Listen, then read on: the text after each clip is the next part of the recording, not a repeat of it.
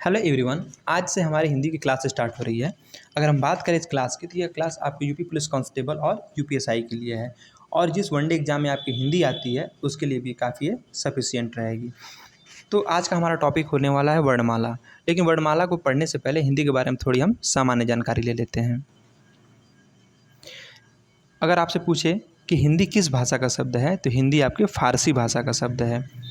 ठीक है। हिंदी दिवस 14 सितंबर को मनाते हैं। विश्व हिंदी दिवस 10 जनवरी को मनाते हैं।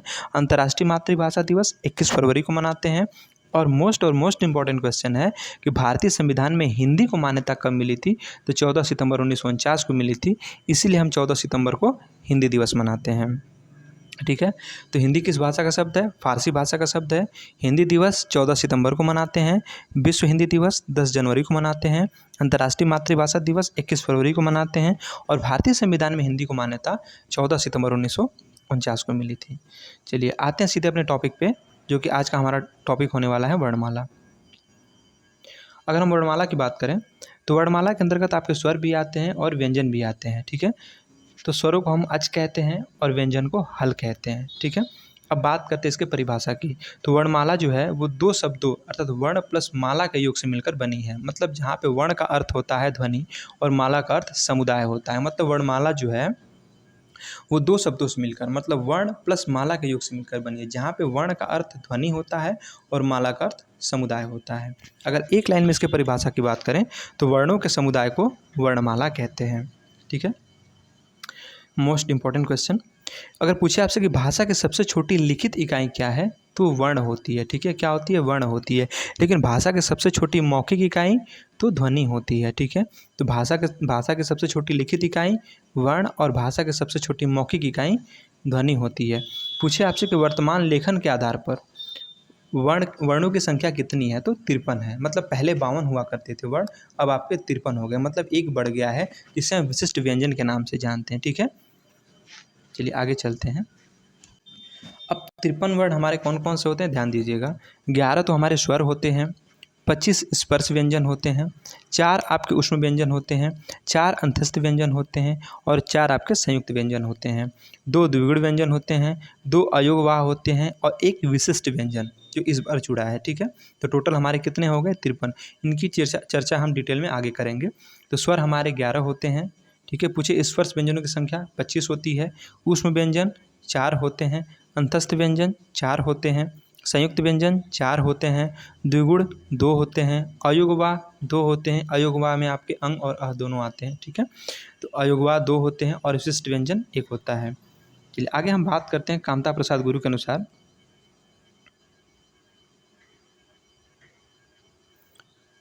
अगर पूछे आपसे कि कामता प्रसाद गुरु के अनुसार कितने वर्ण हैं तो 43 हैं। ठीक है। कितने हैं? 43।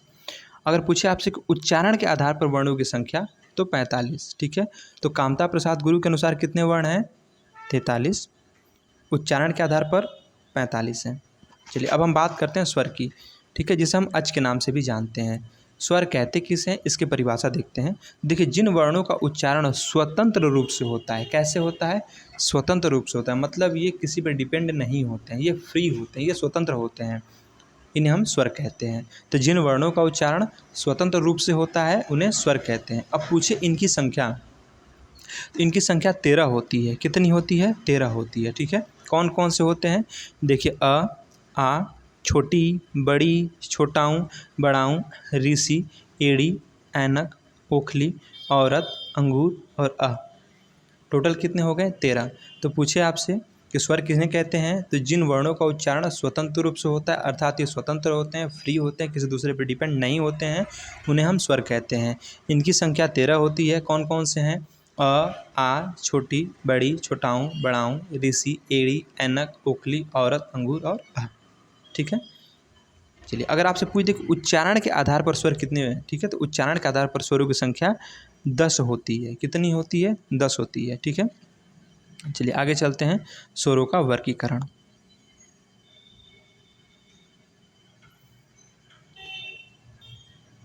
स्वरों का वर्गीकरण। अगर आपसे पूछे कि उत्पत्ति के आधार पर स्वर, तो उत्पत्ति के आधार पर स्वर 2 प्रकार के होते हैं। ठीक है। सीधे सीधे एग्जाम में क्वेश्चन बनता है कि उत्पत्ति के आधार पर स्वरों की संख्या कितनी है या स्वरों के प्रकार कितने हैं, तो 2 हैं। ठीक है, कौन कौन से? एक है मौलिक जिसे हम मूल स्वर कहते हैं, और एक है संधि स्वर। ठीक है, तो देखिए मौलिक या मूल स्वर कौन कौन से होते हैं? तो जिन वर्णों का निर्माण एक खंड के द्वारा होता है उन्हें मूल स्वर कहते हैं। ठीक है, एक खंड के द्वारा होता है, इन्हें मूल स्वर कहते हैं। इनकी संख्या भी पूछ लेता है तो 4 होती है। कैसे? ध्यान दीजिएगा, उदाहरण में आपका इसमें आएगा, जैसे आपका अ, छोटी ई, छोटा ऊ और ऋषि, तो ये हमारे क्या, ये मूल स्वर हैं। ठीक है, क्या है? मूल स्वर। इन्हीं को हम मौलिक स्वर के नाम से भी जानते हैं। तो जिन वर्णों का निर्माण एक खंड के द्वारा होता है उन्हें मूल स्वर कहते हैं। इनकी संख्या कितनी होती है? 4 होती है। कौन कौन से हैं? अ, छोटी ई, छोटा ऊ और ऋषि। आगे हम बात करें, दूसरा है संधि स्वर। तो जिन स्वरों का निर्माण 2 खंड के द्वारा हुआ है, ठीक है, जिन स्वरों का निर्माण 2 खंड के द्वारा हुआ है उन्हें संधि स्वर कहते हैं। अब देखिए जो संधि स्वर है ना, ये संधि स्वर आपके 2 प्रकार के होते हैं। कौन कौन से? एक होता है सजातीय स्वर और एक होता है विजातीय स्वर। तो सजातीय स्वर क्या होते हैं? तो जिन स्वरों का निर्माण, ठीक है, जिन स्वरों का निर्माण 2 समान जाति के योग से हुआ है। देखिए इसकी परिभाषा से ही स्पष्ट हो रहा है, सजाति, स मतलब समान, जाति मतलब जाति के। ठीक है, जो समान जाति से बने हैं या जिन स्वरों का निर्माण 2 समान जाति के योग से हुआ है उन्हें सजातीय स्वर कहते हैं। फिर से एक बार देख लीजिए स्वरों का वर्गीकरण। पूछे उत्पत्ति के आधार पर स्वर 2 प्रकार के, मौलिक जिसे हम मूल स्वर के नाम से जानते हैं, तो जिन वर्णों का निर्माण एक खंड के द्वारा होता है उन्हें मूल स्वर कहते हैं। संख्या इनकी 4 होती है, अ, छोटी ई, छोटा ऊ और ऋषि। ठीक है, अगर हम बात करें दूसरा, तो दूसरा आपका संधि स्वर है। तो संधि स्वर किसे कहते हैं? कि जिन स्वरों का निर्माण 2 खंडों द्वारा हुआ है, ठीक है, उन्हें संधि स्वर कहते हैं। अब संधि स्वर हमारे 2 प्रकार के होते हैं, एक होता है सजातीय स्वर, एक होता है विजातीय स्वर। सजातीय स्वर, तो जिन स्वरों का निर्माण 2 समान जाति के योग से हुआ है उन्हें सजातीय स्वर कहते हैं। ठीक है, देखिए अब बात करते हैं सजातीय स्वर कौन कौन से होते हैं। तो सजातीय स्वरों की संख्या 3 है। कौन कौन सी? देखिए आ है, बड़ी ई है, बड़ा ऊ है। कैसे? ध्यान दीजिएगा, हमने क्या बताया सजातीय स्वर में कि जो समान जाति के योग से मिलकर बने हैं। तो देखिए आ जो है हमारा, अ और अ एक ही जाति के दोनों हैं, इनके योग से मिलकर बना है आ। ठीक, क्या है? सजातीय स्वर है। वैसे ही आगे बात करते हैं बड़ी ई। तो देखिए छोटी ई और छोटी ई के योग से मिलकर बना है। ठीक है, तो ये क्या है? सजातीय स्वर।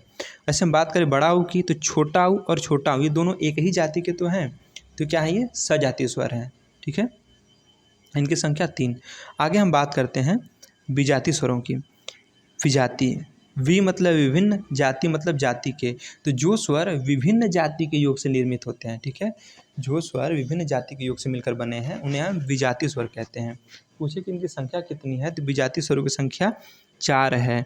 सजातीय स्वरों की संख्या कितनी बताई थी? 3। और विजातीय स्वरों की संख्या 4। कौन कौन से? ध्यान दीजिएगा, ए, ऐ, ओ, औ। अभी विजातीय स्वर कैसे हैं आइए समझते हैं।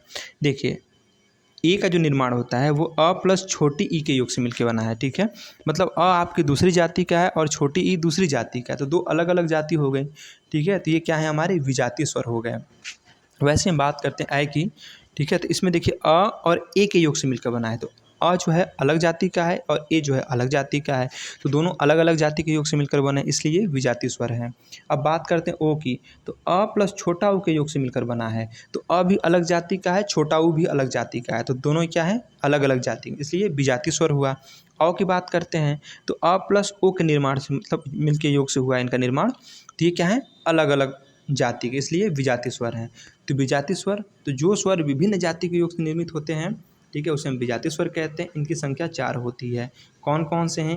ए अ प्लस ई के योग से मिलकर बना है, ऐ अ प्लस ए के योग से मिलकर बना है, ओ अ प्लस ऊ के योग से, और औ अ प्लस ओ के योग से मिलकर बना है। ठीक है,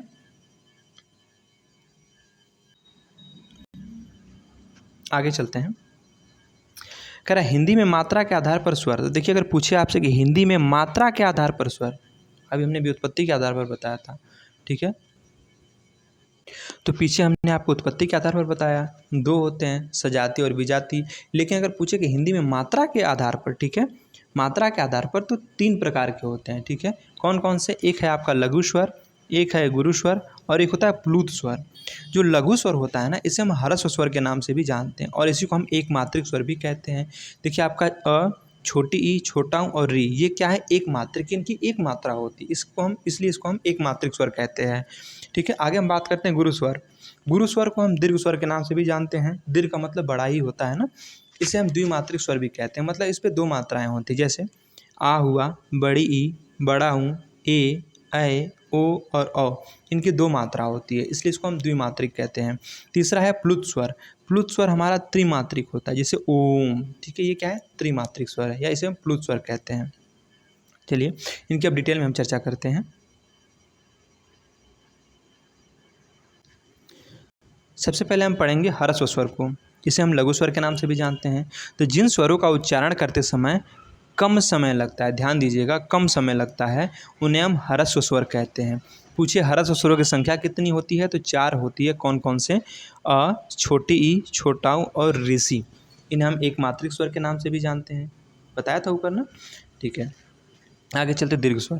देखिए जिन स्वरों का उच्चारण करते समय ह्रस्व स्वरों की तुलना में ज़्यादा समय लगता है, उसे हम दीर्घ स्वर कहते हैं। इसे हम द्विमात्रिक स्वर के नाम से भी जानते हैं, और इनकी संख्या 7 होती है। कौन कौन से होते हैं? आ, बड़ी ई, बड़ा ऊ, ए, ऐ, ओ और औ। तो ये क्या है? दीर्घ स्वर है।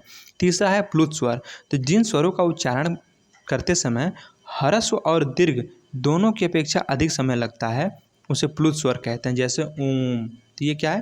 प्लुत स्वर है। एक बार फिर से देख लेते हैं।